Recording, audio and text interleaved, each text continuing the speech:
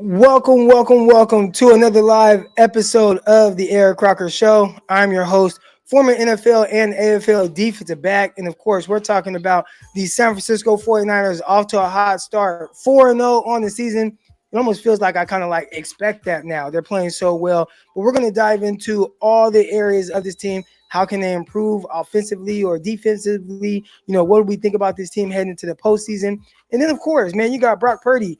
Is he a legit MVP caliber guy right now? Christian McCaffrey, Offensive Player of the Year, Brandon Aiyuk, career game, and his defense and more. We're going to get to all that. Good morning to everybody in the chat. You already know what to do, man. Make sure that y'all like and subscribe this video. Yeah. All right, man. Good stuff, man. Good stuff. 49ers, obviously, they just came away with a victory against the Arizona Cardinals. And the funny thing is, nothing I have like in my notes for today have anything really to do with the Cardinals. It's all about the 49ers and what they're trying to do, where are they trying to go, and just how good is this team. But I don't have any hot take or anything from the game yesterday. 49ers won 35-16. We'll discuss certain things as it pertains to the 49ers moving forward, but not so much a take away from that game. And I feel like there's going to be a lot of weeks like that for me. But you know what, man? You guys know what to do, man. Underdog Fantasy, promo code Crocky. We made a little money this weekend. Nothing too crazy. I think I hit for $50 Saturday night.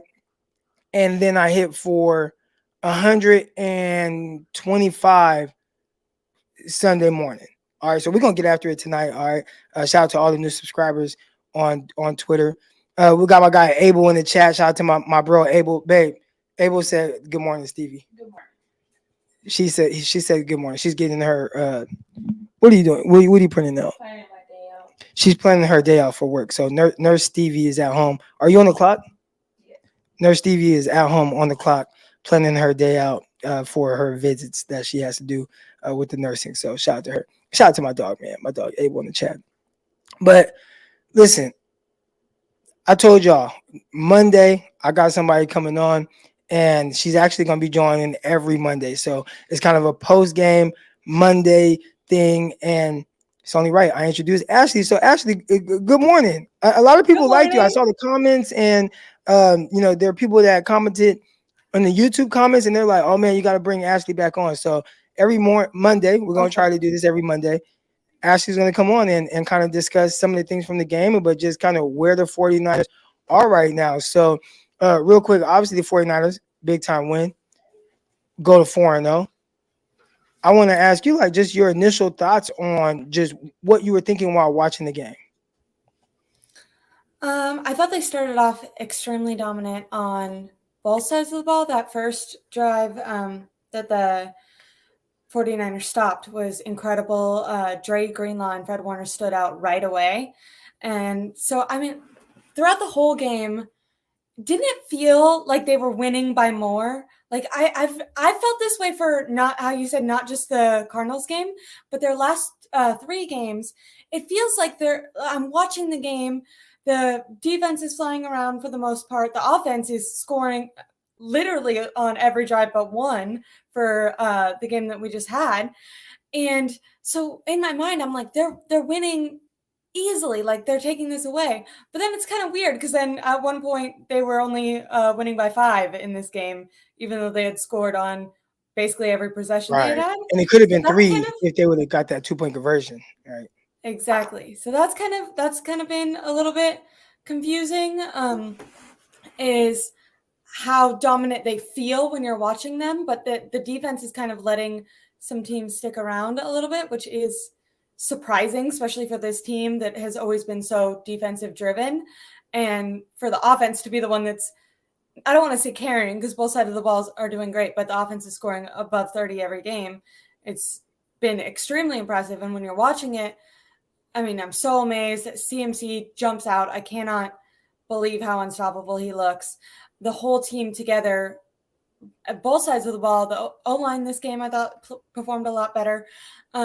So they looked extremely dominant, but I did that was a question that kind of kept reoccurring when I was thinking back to the game and towards that middle of the game when there was such a short discrepancy between points, where I was just like, how does it feel like we're winning by 25 and we're actually almost not? And that's happened in multiple games now. So I think that is a question moving forward, because it does seem like these performances might be to come. I'm not super worried about them getting blown out, but it's kind of like, okay, how do you make these wins that feel so dominant actually appear dominant on paper? And they kind of get there eventually, but they make it interesting, which I guess as a fan can be fun.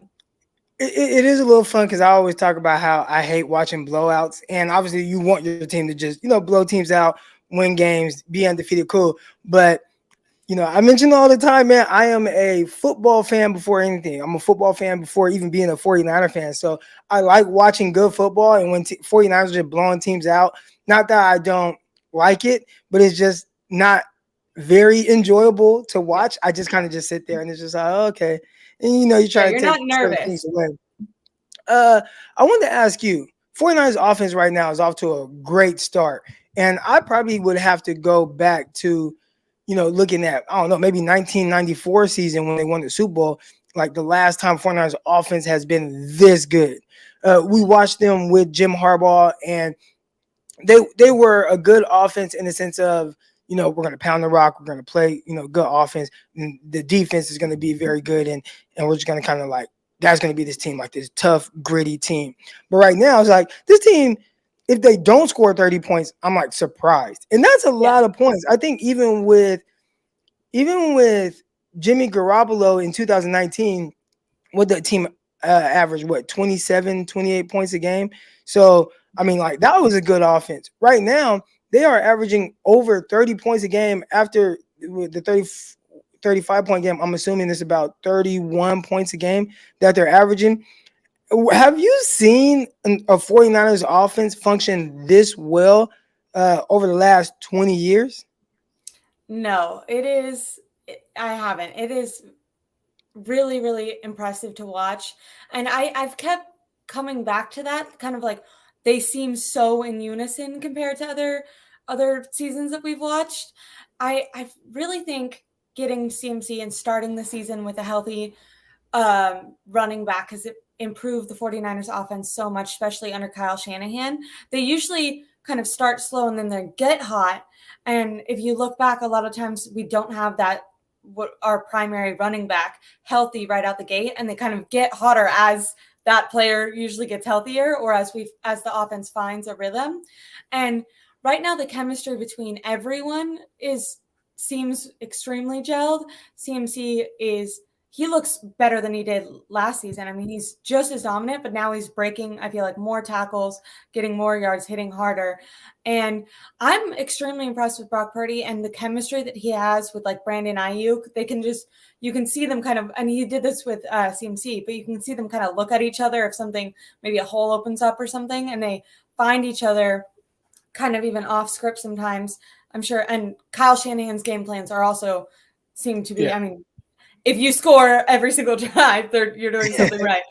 But yeah, I'm really impressed with that chemistry, especially being that Purdy had to rehab most of the offseason. It's kind of impressive that he is able to have that gel with a player like Brandon Aiyuk and Christian McCaffrey. Like, you'd kind of think that as the season would go on, that would get even stronger. And it's pretty amazing that we're this early on in the season and they seem to be firing on all cylinders. And they're not even utilizing, like, didn't Deebo and Kittle got like one touch each, I think, and they're still, you know what I mean? It's just, yeah. I think Deebo had 3 carries for 6 yards, and George Kittle had 1 reception on 1 target for 9 yards. So I think that was surprising for me. And I'm not gonna lie, Underdog Fantasy and Tay, Niner Game Tay's in the chat. My apologies. I picked 2 winners for Underdog Fantasy to get the money, and I just forgot to send it in. So I'll send it in today, I promise, so that you can get that $50. There was 2 people, and I have it written down right here in my notebook. So I made sure I started his comment so that I can. He said, "Croc, we still get that? Yeah, you get it. You'll get it today. That's my bad. My bad. He's trying to keep it from you. I know, right? Yeah, but it it is interesting watching this offense and just how efficient they are. And I'm almost surprised or shocked when they don't get points out of a drive. Yeah. And I got to thinking this morning, is this the best ever offense from the 49ers that I've seen? And the 49ers have had some great quarterbacks, right? I mean, you look at Steve Young and what he was. That was kind of my childhood quarterback. There are a lot of people that will bring up Joe Montana.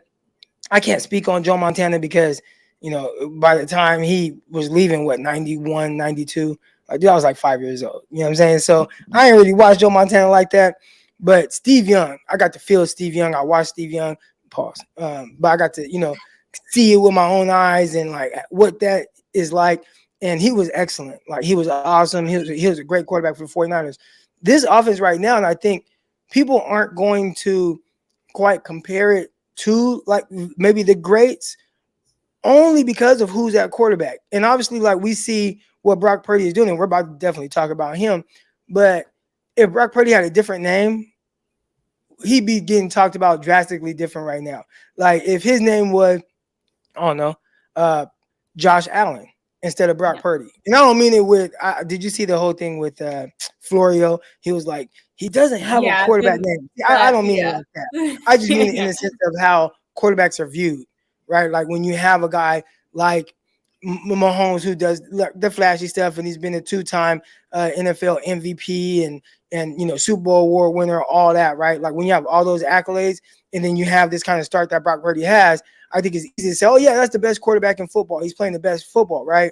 But when it's Yeah. Brock Purdy and you don't necessarily expect it, Yeah. and it's like he's continuing to go through this cycle of, can he sustain this? Can he play well? So I want to ask I, you, and I want to for ask you that, about, go ahead.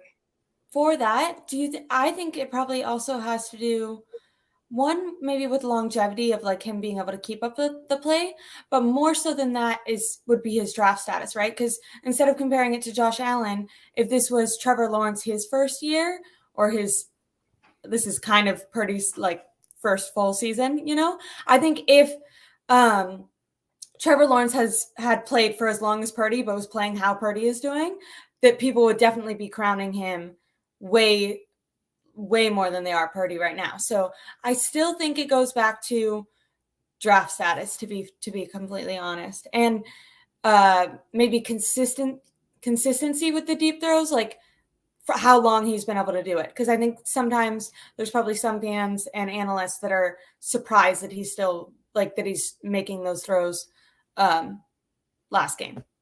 So I think if he did that for longer, but more so than doing it for longer, I think it has to do with draft status. Because I think if Trevor Lawrence was doing it, that they wouldn't need to see him for longer. But maybe that has something to do with college. I'm not sure. I don't watch college football. Yeah, no, I think it definitely is draft status, and he'll shake that eventually. And then the other thing he'll have to shake is, oh man, you got all these great weapons. You got Aiyuk, you got Kittle, you got McCaffrey, you got Debo, you got Kyle Shanahan, you got all these guys. So he's going from one thing he has to shake to the next, right? It starts off with draft status. He's the 7th round pick and the last pick in the draft.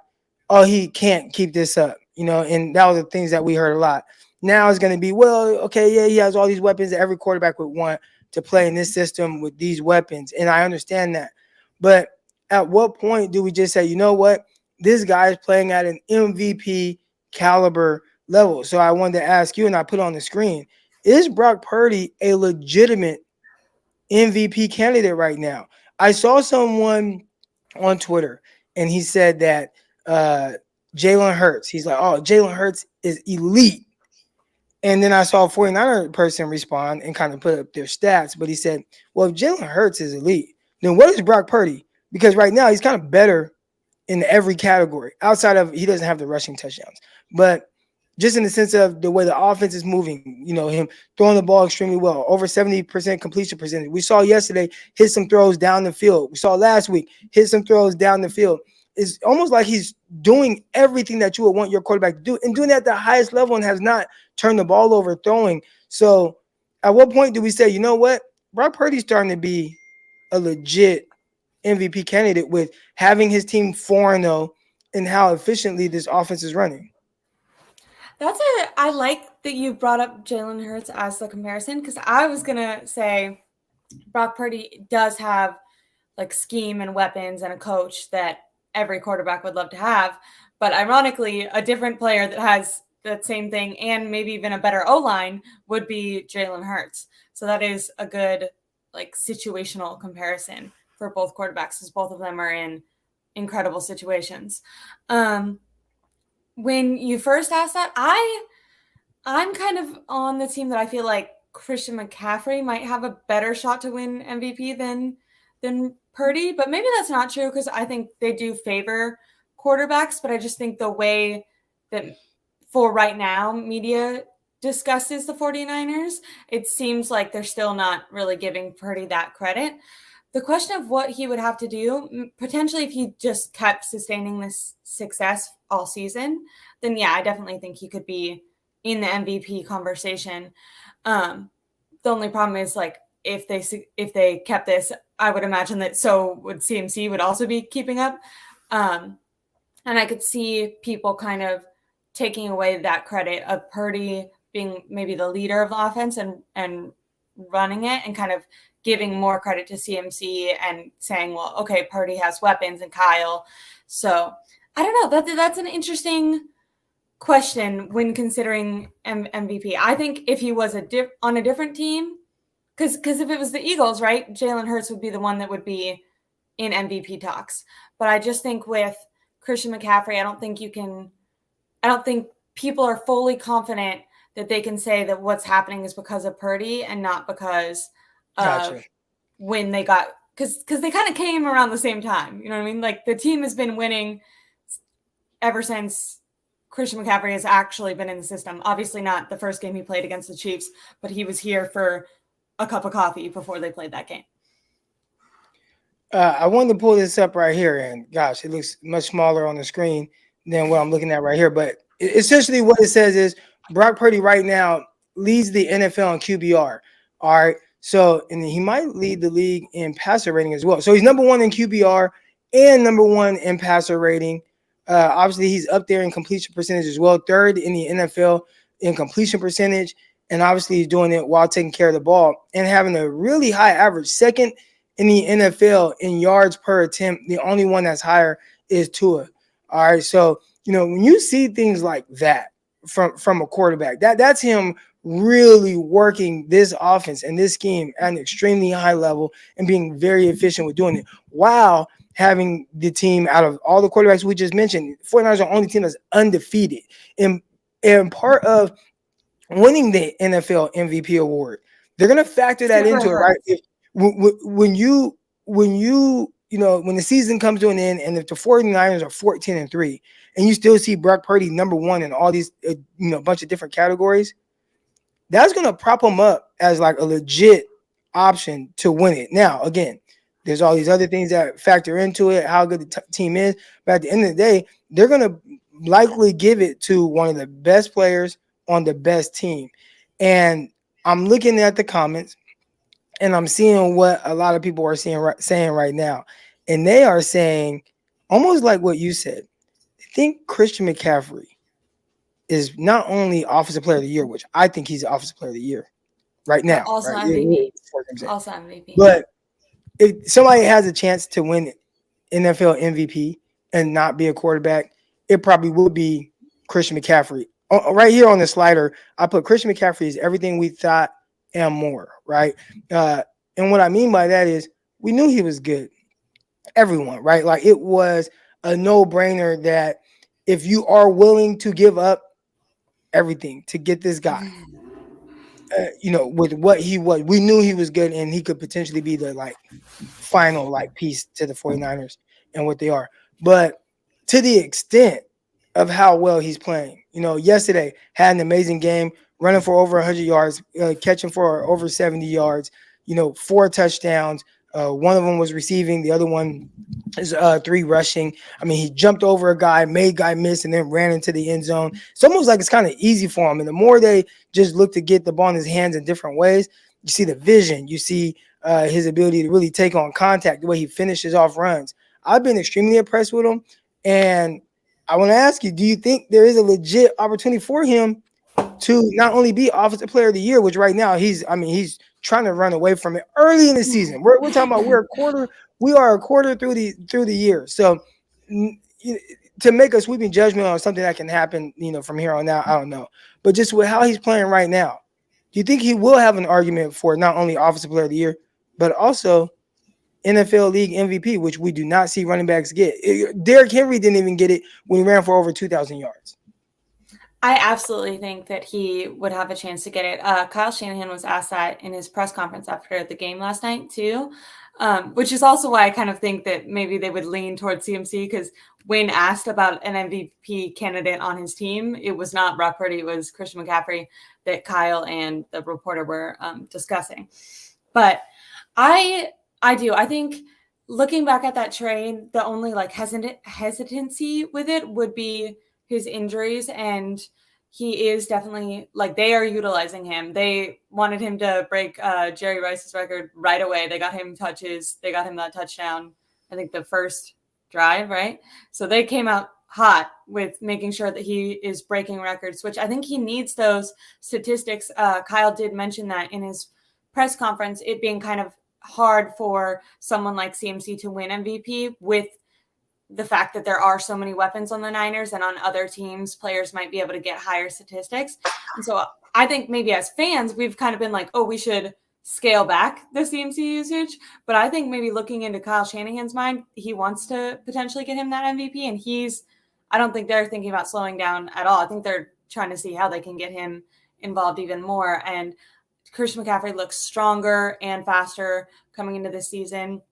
I think last season for him, having an off season where he wasn't injured, so he was just preparing his body for this type of season, was really impressive. Not having to, trade teams, all that, because his first couple of years in the league, he was constantly rehabbing. So I don't think he got. I feel like he, even for him, and he's always been so impressive, is playing at another level this year. And yeah, if he were to sustain that success, especially how play is going, obviously if one quarterback just was amazing, I think they'd lean towards giving it to a quarterback. But with how other quarterback play is around the league right now, I think it would be a shame if Christian McCaffrey wasn't in that conversation, because when you look at all the teams and you look at who is playing the best for their team, Christian McCaffrey has to be at the top of that list right now.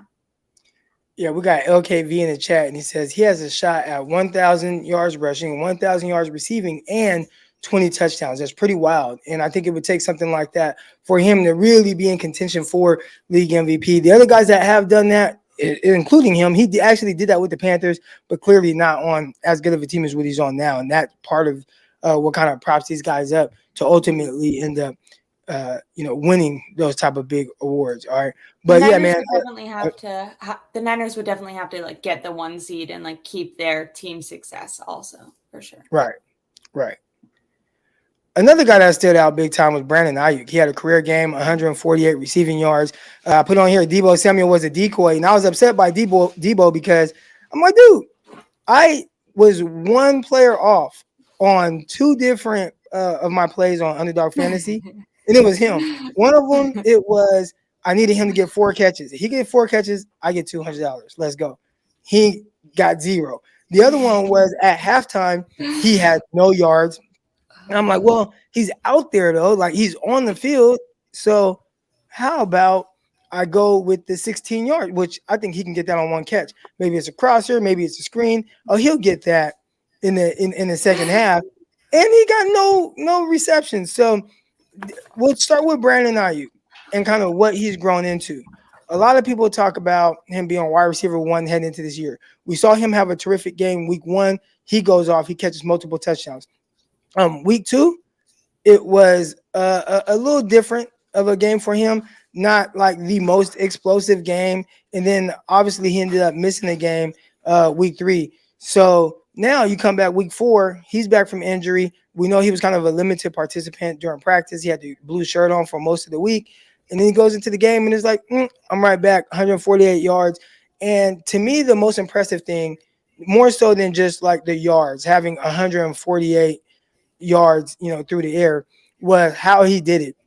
I talked about last week how I felt like that was the best version of Deebo Samuel that I had seen. All right.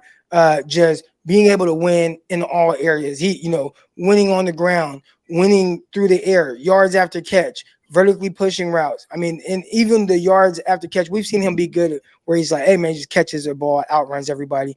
But this game, it was like catches the ball, breaks a tackle, runs some more, breaks some more tackles, runs some more, drags a guy, 3 more yards. I'm like, this is probably the best version of Deebo Samuel I've seen. Well, I think with Brandon Ayuk, the different ways that he won in this game, it wasn't just one explosive play. It was big catch after big catch after big catch, vertically pushing catch, sideline catch, contested catch. I was like, man, we know he has the routes, but there were some final things I felt like he was missing to really be that legit wide receiver one. I think this year he's kind of really showing up and showing you, yep, I got a full repertoire of things. And the only thing that's truly, truly holding him back right now is he might have 148 this week. Then next week he might have 40 yards. And that's the tough thing with being a player on the 49ers with so many weapons that they have. But Brandon Ayuk, he's coming into his own. I think it's a good thing for him in the sense of money he'll make down the line. Maybe a bad thing for the 49ers. He might price himself out of being a 49er unless they put some money away for him. But what were your thoughts on Brandon Ayuk's game yesterday? I thought he looked so impressive. I love, like I pointed out earlier, but the chemistry between him and Purdy seemed palpable. It was really, really cool to see them. There was a couple throws that Brandon Aiyuk would have to adjust, either reaching back, turning back a little bit, or reaching all the way forward. I was with my dad and we kept calling them fingertip catches. Yeah. And those are some of like the impressive plays. And Aiyuk has always made a lot of Aiyuk's always been great, but there's been times where it's like that one pivotal moment that, he just happens to not catch it or happens to drop it, or it doesn't get to him or whatever. And he hasn't been able to, I feel like, take that, I am the number one receiver step. And how he looked this game felt like I am that guy. Like I am him, how they say, I am that guy. I'm the number one receiver. He seems confident and strong and fast, and like him and Purdy are on the same level, and him in the offense is on the same level. He's able to run and know exactly where to go and know how to hit and know how to avoid contact. He looks really impressive when you're watching him on the field. Now, like you said, the only problem is I don't know if today's game will be replicated in every game. And that's kind of a shame for him, because I think he's capable of what he did today continuously. But I definitely think compared to other years, he's taken a step. I feel like people have always kind of been he is that number one guy. And I was kind of like, okay, well, there are some moments where I feel like he's had the opportunity to prove himself. And for whatever reason, didn't necessarily I always thought he was good, but I always was like, okay, there's another level. And we kept hearing in this training camp, but even in last year's, in training camp, he looks dominant. He is on that other level. But then last year, it didn't look that much more dominant to me, where this year, I feel like I see it. I'm like, okay, whatever the reporters were talking about at practice, I see that on the field, which is really cool. And I hope the Niners keep him. But I saw Mark Sanchez getting killed on social media because he said that deep ball to Brandon Ayuk was underthrown, the fingertip catch. And I responded to one person, I think it might have been on Instagram. And I was like, technically the ball was underthrown. I said that. Okay. Yeah, but I don't know if he did it on purpose. Now, and I got text messages from my guy, Greg Pinelli. He's like, just fucking threw the ball up. And I'm like, look, he has a certain level of confidence in Brandon Ayuk, and I felt like that was one thing. I hate to go back to Jimmy Garoppolo, but I'm just kind of comparing the offenses. The 49ers didn't really take a whole lot of shots because I think Jimmy maybe lacked that confidence in his guys catching the ball down the field, right? Everybody thinks that you have to have this big arm to throw the deep ball. You do not. You just need to have a lot of confidence that I'm going to put the ball in the area where this guy's just going to come down with the rock. And I felt like more times than not, it felt like Jimmy was kind of pressing. And we saw that week 2 from Brock Purdy, where it felt like he was kind of pressing and he overthrew some guys. And I think in this game, really the last 2 games, it's just, you know what?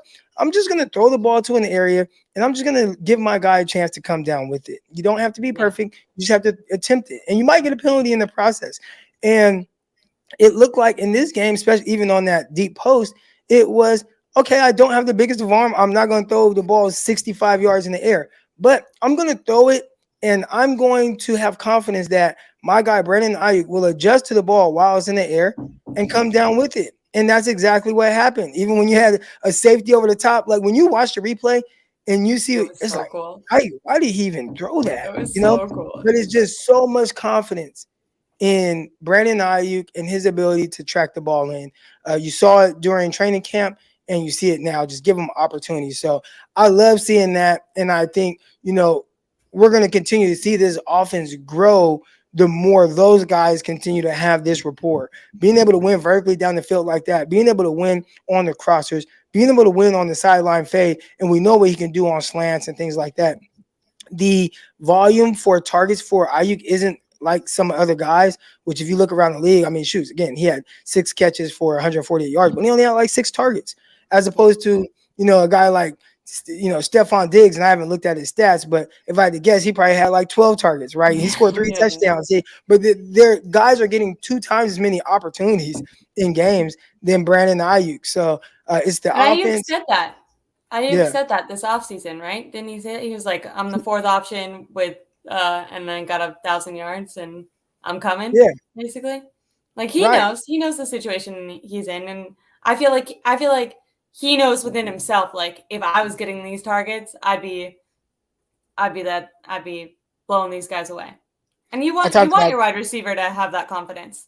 And I do think like this is kind of a side note, but like going back to because we're talking about the good qualities of Purdy and MVP and stuff, something that like people might not get enough credit for, or he might not get enough credit, is like that is a form of leadership, like that confidence that he has within himself and within his players that we haven't seen on the 49ers in a long time, and that we're not seeing from a lot of quarterbacks around the league right now. And I mean, he has every right to be confident, but it's really cool to see that within a Niners offense, to see a guy willing to take chances and to trust. I mean, we have all these Pro Bowl. I know technically Ayuk hasn't been a Pro Bowler yet, but we have all these Pro Bowler or Pro Bowl caliber players. Might as well give them opportunities. right.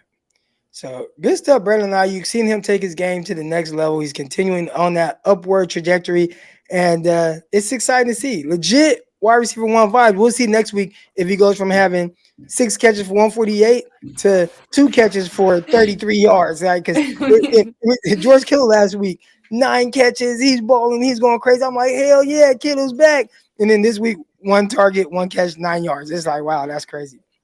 I'm All right. glad I'm not a gambler. I thought Kittle was gonna go off because he always gets like 2 touchdowns against the Cardinals in like the last 3 Right. games. He's always scored, but whoops. Let's talk about this 49ers defense, because this has been a big time, like, hot topic amongst 49er fans. And they're like, oh, the defense is not that good. And, if you kind of pull up the stats and we'll look at what we saw from this last game, Dobbs was extremely efficient. You see his numbers right there. 28 out of 41 for 265, 2 tugs, 0 interceptions, only 1 sack. And obviously that was the free agent guy that they acquired with Hargraves. But they ran the ball at a high clip. Connor, 11 carries, 4.7 yards per carry. Dobbs ran the ball well. So they had over 100 yards rushing and some explosive plays offensively. A 41-yard gain from Marquise Brown, a 33-yard gain from Michael Wilson. He had 2 touchdowns as well. And you start to think, like, man, is the defense not that great? And my biggest question is because my guy, Chris, I was just in his space before we hopped in here, and he was like, Croc, you said that the 49ers would lose to the Steelers. So do you think, they're going to beat the Cowboys? I'm like, look, a lot of it was not knowing, right? I always assume at some point the defense will take some kind of a step back. And that's not to say that they'll be this terrible defense, but they've been the best defense in the league, or top 3 defense in the league. So if they drop down to, like, let's say a number 9 defense in the league, or 10, how does that affect the offense? An offense that I have felt like has leaned on how good the defense was. And so far we've seen that the offense is like, you know what, defense, you've done a really good job of making things easier on us. Now we're going to make things easier on you. We're going to be this high scoring offense. We are going to keep the ball away from opposing teams. We're going to put a lot of pressure on those teams. and they're going to have to score every time they touch the ball if they want to keep up with us, which more times than not, that's not going to happen. So I think right now, when you think of complementary football, the offense, keeping the ball away from opposing offenses, keeping those defenses on the field, scoring points, is really helping the 49ers defense that has been inconsistent. So that's why I put right here. The defense is inconsistent. You can't say they're bad. They gave up 150 total yards last week, right? They played extremely well against the Steelers. But, you had an offensive game. You had a guy, Matthew Stafford. He had a solid offensive game. He gave up 20 points. This last game, I think the Cardinals only scoring 16 points was more of the 49ers offense being so good and setting up poor field position for the Cardinals, having to do long drives, even though they have the 99-yard drive, right? So I feel like right now the defense, while they're not bad or terrible, they're just very inconsistent. Is that something that you see being the case throughout the year, or do you see them slowly but surely kind of starting to have things go their way? That's an interesting question. I do think Steve Wilkes is new, so they're still getting adjusted to that. I think a lot of people have been kind of critical of the Eagles right now, even though they're undefeated. They've just said they don't look, how I keep saying the Niners look so in unison and flowing. When you watch the Eagles, even though they're winning, you're like, this doesn't look smooth. And that's kind of how our defense has been with it being up and down. Well, what's the similarities between both those situations? They have new coordinators and we have a new defensive coordinator. So I definitely think it's possible that just as the guys get adjusted to Wilkes, that they get more in unison. Also, you would hope that eventually they'd start getting some of those pressures would turn into sacks. I think against maybe teams like Arizona, it's not super necessary, but you have to imagine in the playoffs and after paying Nick Bosa so much that I know he's been making a crazy impact with the pressures that he's making, but you're paying him to get sacks too, right? So I have to imagine that they get better, but then I also do really agree with your point. I think I heard Vish talk about it a lot this offseason, just that there has to be this inevitable regression. You can't sustain a top 5 defense for 5 years or something. I think the Seahawks were maybe one of the longest runs of such a high-performing defense. But I think, if they are falling off a little bit, they chose a great year to do it with the offense being able to come up and pick up some of that slack. But I'm still undecided because part of me thinks, okay, when they get more of the kinks worked out with Steve Wilkes, when he knows how to utilize that Isaiah Ambry position, when Nick Bosa starts turning those pressures into sacks, you have to imagine that they're going to get better. But then I can also see maybe they don't. Maybe there is a little bit of regression for a year because if we look at history, that just happens a lot. I don't think. Yeah. When I look at this team and even the defense, it's really kind of dependent on the front, right? At the second level, obviously you're really good at that linebacker spot. At the third level with the DBs, they're cool. They're guys that they do their job, they fly around. And as long as you allow them to just do their specific job, they're fine. Once you start asking them to cover for a little bit longer or start to do things that's not necessarily a strength of theirs, these aren't guys that are top draft picks. Matter of fact, You got Diamador Lenore, 5th round pick. Travarius Ward, as good as he was, he wasn't drafted at all. So these are guys that, then on the back end, Gibson, he was a 6th round pick. Hufunga, 5th round pick. So all that doesn't mean you can't be good, but a lot of times you're kind of lacking in certain areas. And as long as you can be in a scheme that plays to your strengths, then you'll do very well. I think the 49ers try to do that, but they also rely on the front to really get there. And you talked about Nick Bosa. I think he has done a really good job of generating the pressures, but he definitely has to get the sack, right? Because look, let's say 1st and 10, a team has to throw the ball, and Nick Bosa gets that pressure. He's pushing the pocket. Quarterback throws before he wants to. Incomplete pass. All right. Now, next play, they'll go out and they throw a quick throw. Boom, they pick up 7 yards. Now they have a short yard situation. Then they get the first down. The reason why you need him to get those sacks is because you need to put these teams consistently behind the sticks in situations they don't want to be in. And that's why you pay Nick Bosa all this money. So the pressure is good. He's at a pressure, high rate right now. His PFF pass rush grades are tremendous, but you definitely need him to get those sacks. That's going to start putting teams in a more disadvantageous type of situation, which teams more times than not so far early on haven't quite been in that, especially consistently. 49ers had a lot of sacks last year, or not last year, like the year before. And the more sacks they tend to have, that's when you see that defense really start to cook and pin their ears back. And, you see the best version of them. So I think once Nick Bosa starts to kind of finish and get those sacks, I think even like 16 points, which isn't a lot, you'll see the 49ers start to hold teams to lesser points than that. But right now, I think they're, especially watching yesterday with the Cardinals, their biggest issue was their defense stunk. Their defense couldn't take the ball away. Their defense couldn't stop the 49ers offense. And in turn, that made it to where they were only able to squeak out 16 points. So definitely would like to see the 49ers stop being as inconsistent. Again, you had a game last week where you only gave up 150 total yards. So it's not a defense that stinks. It's just a defense that has to kind of continue to learn Wilkes, as you talked about, and continue to improve from there.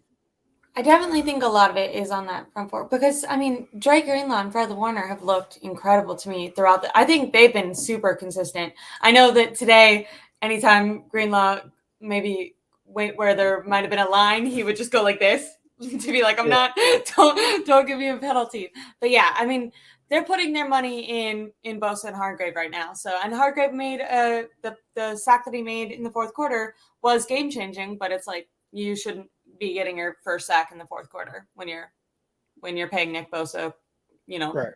Josh Allen money. Right. And part of it too, man, like Drake Jackson, can you get some help? I talked about his 3 sacks that he had in the first week. I felt like a lot of them were like high motor type sacks as opposed to just, I'm a really good edge. I'm just whooping these guys, getting around the corner right now and getting a sack. So all sacks aren't created equal, just like all interceptions aren't created equal or all thrown interceptions aren't created equal. There is context behind it to where you can, try to see what's going to be consistent. And I think with the way Drake Jackson won week 1, I didn't think that was necessarily going to be consistent, but like, all right, let's keep it going. Let's see where he's at. Since then, he's kind of been blanked a little bit. Still has some impact on other things. I saw him. He's had some high effort plays on screens. Yesterday, we saw one where he really kind of broke up the pass where the tight end might have had a lot of yards to run after that. So great job by Drake Jackson there. We've seen some high effort plays on some screens in the earlier games where he'd turn, sprint, and make a tackle. So he's done some things well. And I think for him, the expectation shouldn't be him to be a legit complementary piece to Nick Bosa because, I mean, we are talking about an edge rusher who is more so dang near a 3rd-round pick. Like those guys usually are like cool, but you typically aren't getting Max Crosby, that guy who was drafted 4th round to the Raiders, and it's like, well, he's one of the best edge rushers in the league. Typically, edges are taken in the top 10 that are like legit impact guys, but definitely 1st round, not so much after that. So we'll continue to monitor that. I did want to ask you, did you see what happened with Hufanga? All right, I'll give my thoughts on the situation, but did you see the little skirmish? I saw the clip, but I didn't. I saw the clip, but I didn't see like what started it. I saw Kittle come in and take Hufanga away. But what was the? Do you know what was behind that starting? So here's my thing. This is what I think. I love the way the 49ers play defense, like their players. They have this certain edge to them, and they do a lot of extra stuff. Well, Hufanga and Fred Warner, they are like the kings of doing and Drake Greenlaw, but they do all the extra stuff. When they hit you, they don't just hit you and, all right, I'm just going to tackle you and then I'm just going to get off of you. They'll rub their elbow into your neck. They'll slide on top of you. They, give you a little extra, right? Like there's just all these little extra things that they do. And I think with as much chirping that was going on during that game right away between Hufanga and Connor and everybody, I mean, Gibson's involved in it. They all are so extra. I think these players just on these opposing teams get tired of it. It's like, dude, y'all are so extra. And I think after the game, Connor, I bet, approached him about something that happened during the game. And got to tripping, got to tripping with him. It was like, all right, mushed him, and Hufanga stood his ground and was like, man, whatever you're trying to do, let's do it. But overall, and then we get this question like, what is up with the beef between them? I don't know if there's beef, but I think essentially it came from you got a player or players on the Niners, they do a whole lot of extra that is kind of antagonizing a little bit. I love it. I love it. love that. I love the way they do it. I love the way they play. But after the game, somebody might try to see you. Now, here's the one thing I think fans don't understand. A lot of times, I've heard Debo say, man, we don't like those guys over there talking about the Rams. But for the most part, it's between the lines. Everything is between the lines. And then after that, you come together and it's like, hey, man, good game. And you have like a mutual respect. Yeah. But when things start to get really chippy like this, especially the guys that you see twice a year, I think you might start to see some of these little skirmishes break out afterwards. Yeah, divisional games for sure. Yeah. But anyways, that's going to do it for this episode. Ashley, appreciate you coming on. Any final thoughts on the game or where the 49ers are?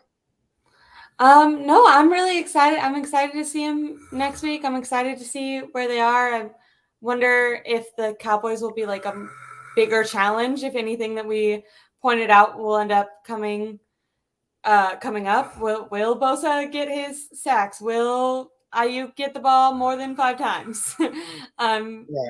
I'm very, very interested. I think CMC he can break some more records. Like he broke Jerry Rice's records, but I think what is it, Adrian Peterson?